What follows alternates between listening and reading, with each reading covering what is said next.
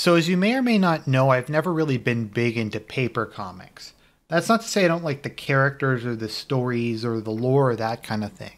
Because I really enjoy the animated TV shows. Teen Titans is probably my favorite animated show of all time. I really like the 1990s X-Men, the 1990s Spider-Man. You also have the Batman, Justice League, all that good stuff. And I had heard about The Dark Knight Returns a couple times, every now and again, but it just never really, meant anything. It's like if somebody mentions some random movie from the 70s or 80s that you hear occasionally, and you know there's probably some pop culture references to it, but you've never really seen it and you don't really care. So I didn't know anything about this. I didn't even know that there was a movie version of The Dark Knight Returns that existed. So one day, like a couple weeks ago, my good friend Serp came to me and he's like, Argent, you gotta watch The Dark Knight Returns with me. And I'm like, why? He's like, because it's the most based, awesomest thing ever. And I'm like, what are you talking about? And he's like, it's amazing. Like, it makes fun of Ronald Reagan. It calls him a pussy. Batman defeats the leader of a gang in single combat and then forms a right-wing death squad. And he has a monologue about how he wasted his life by not killing the Joker sooner. I'm like, there's nothing about that I didn't love, so let's watch this damn thing. So The Dark Knight Returns is 2 movies, part 1 and part 2. Each is exactly 76 minutes long, so it's about 2.5 hours, or give or take a bit. And I gotta say, this is really, really good. Politics aside, it's a really good story, and I know this is generally, from my understanding, considered to be the best comic book ever written, but I went into this with just kind of a completely neutral perspective. I didn't know that it was considered that. I didn't know anything about this storyline. But it is a really good, I don't know if deconstruction's the right term, or kind of partial parody or kind of lampshade of kind of superhero comics, and in particular of the character Batman. I think the thing that's really interesting about it was, as I was watching this, I was like, geez, most of this seems like really similar to Batman versus Superman. It's almost as if they lifted entire portions of this, put them into the movie, and didn't cite them. And Serp's like, yeah, they literally just stole things frame from this. And I'm like, okay, well so most of the things I liked about Batman versus Superman were things that they stole from The Dark Knight Returns. So that kind of squared that circle a bit for me. But that's kind of enough preamble, so let's get into the actual story. So this takes place during the 1980s, and Batman's been retired for I think about 15 years at this point. So the Justice League disbanded. I think like Deanna Troi went back to her people. Most of the people have either retired. It's kind of a bit like Watchmen, where there's only 1 or 2 active superheroes left. Superman is still around and is still working for the US government because he doesn't age, and it kind of became impossible to cover up his secret identity. So Superman just works full-time for the US government. Batman is in retirement. I believe he's 55 years old at the time of this movie. He's still best friends with Jim Gordon, who's still commissioner of police. However, in this storyline, Gordon knows who Bruce Wayne is. And he kind of unconditionally supports him, and they have a really good bromance going on. I mean, Commissioner Gordon and Batman always have a bromance, but this is an exceptionally good one. And I love me some bromance. The other thing that I think is really funny about this is the Joker spent the last 15 years in a coma, like a depressive coma, because without Batman to serve as his antithesis, he really has no purpose in living. His entire existence is just there to troll Batman. So no Batman means he just kind of goes into a coma, which I think is really funny. Like, that's the way Batman defeats the Joker in the end. He just leaves, and the Joker doesn't know what to do without Batman to troll. So kind of the first really interesting thing that actually happens on screen is it's announced that Harvey Dent is being released from a mental institution. So Bruce Wayne has spent a ton of money to give Harvey Dent complete facial reconstruction. He's had all kinds of therapy and treatment, and it looks like redemption is possible. you can redeem criminals. You can make criminals become normal people again. Dent's face is whole. Dent's mind is whole. He's let out of prison. And immediately when he's let out of prison, he goes crazy again. He gets his old gang back together, and he plants a bunch of bombs on a tower and demands money or he's going to blow them up. Batman quickly figures out that the bombs are going to go off either way, and that Harvey Dent really just has a death wish at this point in time. So he confronts him, and Harvey Dent has a psychotic episode, and he believes that the reconstructed side of his face is still damaged. I think one of the main kind of themes in this is that you can't redeem criminals, or you can't reform criminals, you just have to exterminate them. And Serp explained this to me, and I didn't really understand this being Canadian, and it's a different cultural context. But apparently during like the 60s and 70s in the United States, they passed a bunch of laws that dramatically reduced the sentences for most forms of crime. And they almost kind of took like an early Soviet approach where crime was just something you could cure. And once criminals were cured, you could just let them out. And that the US prison system had kind of become this revolving door thing, and everyone was pleading insanity. And it was kind of a disaster until the 80s and 90s, where conservatives actually had a bunch of victories and they passed a whole bunch of tough on crime laws and kind of reversed all of it. And kind of the context of The Dark Knight Returns, because it was written during the 80s, is at the end of that period, and it's kind of Frank Miller's saying what a load of bullshit it was, that a lot of people you can't reform, and all you can do is basically exterminate them. And Frank Miller's an interesting figure. I don't know a ton about him, but I think he's our guy. He is pretty based and edgy. The thing is, he just kind of has a bunch of weird fetishes, like for prostitutes with hearts of gold, and for like women who are like action girls who can kick your ass. He really likes those. But in general, he's really edgy. I mean, he wrote this, and he wrote 300. And I think 300 is really trashy, but it is edgy. You have to give it that. So I think kind of with Harvey Dent and the Joker to a lesser extent, it's kind of doubling down on this theme that you can't reform these people. You have to wipe them out, or you have to just remove them from, physically remove them from society. So Dent going crazy, and there's a gang called the Mutants that are destroying Gotham, have made Batman decide he's going to come out of retirement. The world's falling apart without him, and it's his job to go in and try to make things right. And kind of the thing that's really funny that they have during the course of this is they frequently will have cutaways to talk show segments. Talk show segments or news broadcasts. One of the most common ones is that they have Ronald Reagan come on a lot. And Frank Miller really, really hates Ronald Reagan. Like, he calls, like, basically this whole thing is like Ronald Reagan's a pussy because he's like against Batman. When Batman starts fashing out and like taking Gotham back by force, Ronald Reagan like complains about it, and he like, oh, Batman's going too far. And he's like, he's not interested in like the collapse of America under the weight of like crime and drug violence. He's like, the whole movie, and it is kind of a refutation of neoconservatism, because he's obsessed with invading not Grenada, and he starts World War III over Grenada, basically. Like, he sends the entire U.S. Army there, like the Soviet Navy goes there, and he sends Superman in to try to, and Superman blows the Soviet Navy up, which I think is a gross abuse of power, to be perfectly honest. I mean, if Superman was going to fight in the case where, like, America was existentially threatened, or maybe take out some terrorists, that's okay to me.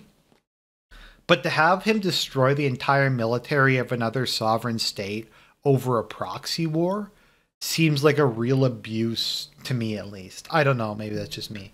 But Reagan's just like a massive pussy. He doesn't like consider the consequence of his actions, and he's just concerned with like these dumb foreign wars while everything's burning back in the United States. So that's kind of the background. There's also a lot of people debating on the air between like real kind of like liberal pussies, like, oh, they're just misunderstood. Batman creates the supervillains. Batman's a narcissist. Batman's evil. The Joker is a nice guy. And they're all super amusing. So, having taken down Two-Face, Batman decides to go after the mutants. So he goes and he attacks the mutant gang with his bat tank, and he takes down most of them. And the leader of the mutants shows up, and it turns into Highlander, and he's like, Batman, there can be only one Alpha Chad of this city.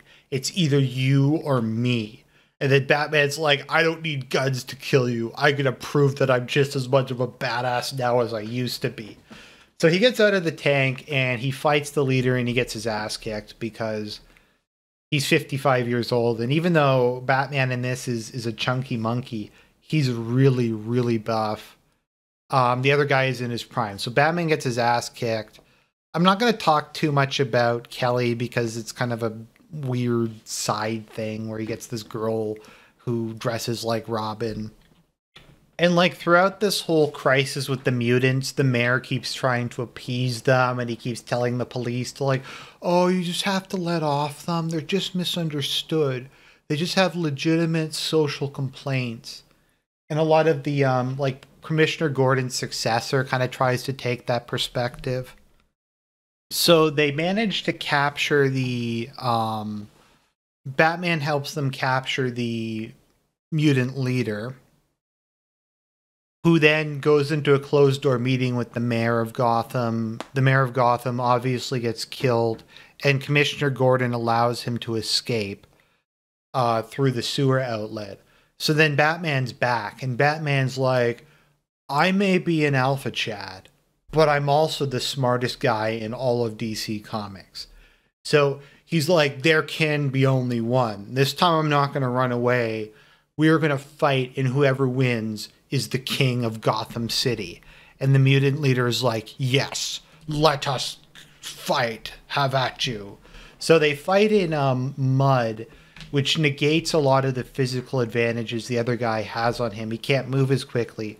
So Batman's experience and planning allow him to beat him. So he kills the leader of the mutants and he takes his power.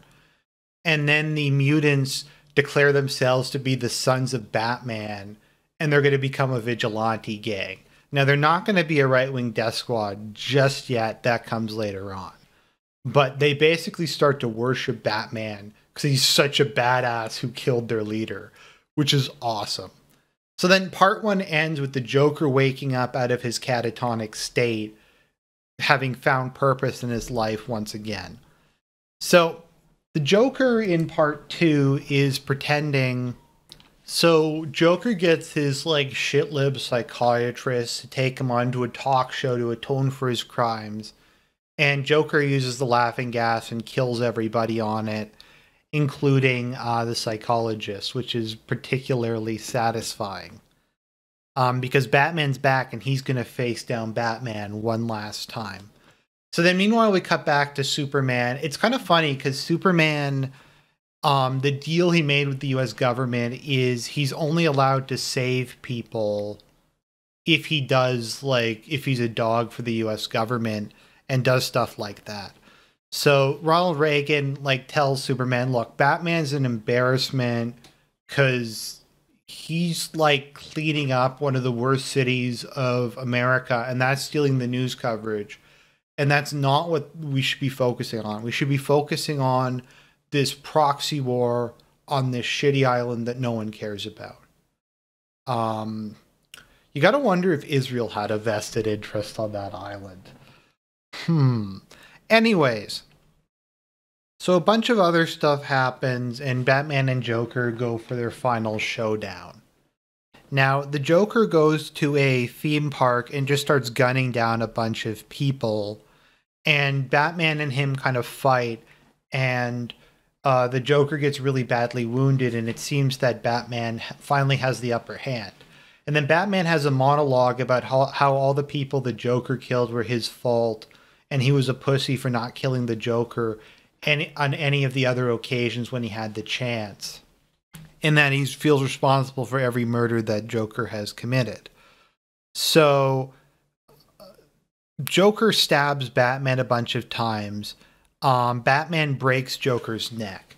So I'm not sure if Batman intended to kill him, because Joker gets paralyzed from the neck down after Batman does that. So maybe Batman is like, a worse punishment for the Joker would be for him to spend the rest of his days unable to do anything. Or maybe he's clinging to that last bit of him that doesn't want to cross that line. I mean, he kills a lot of other people in this movie, but to kill the Joker, to kind of jump off that last remaining moral event horizon. So Joker, having to troll Batman one last time, fully snaps his own neck and falls to the ground dead. The Gotham Police Department, though, believe that Batman killed him. I think they think he killed some other people. I don't remember exactly, but they're off to get Batman now. So while this is happening, the Soviets, so Superman went to the island, blew up the Soviet Navy. So the Soviets react understandably and launch him. Well, I'd imagine it's one of like their big nukes, like a Zarabomba or something at the United States. Superman deflects it, but it does an EMP up into the stratosphere, and it destroys all the electrical equipment in the United States and causes a nuclear winter. So the country descends into total chaos. Ronald Reagan, though, just goes underground into a bunker. So as society's collapsing, Batman rides in on a horse to the Sons of Batman, and he's like, I have come to lead you. We will take back this city, and we will take back this country from the corrupted decadent. So they become his right-wing death squad. And he goes into the city, and he like has them beat up all like the gang members and like the civilians who are rioting and looting.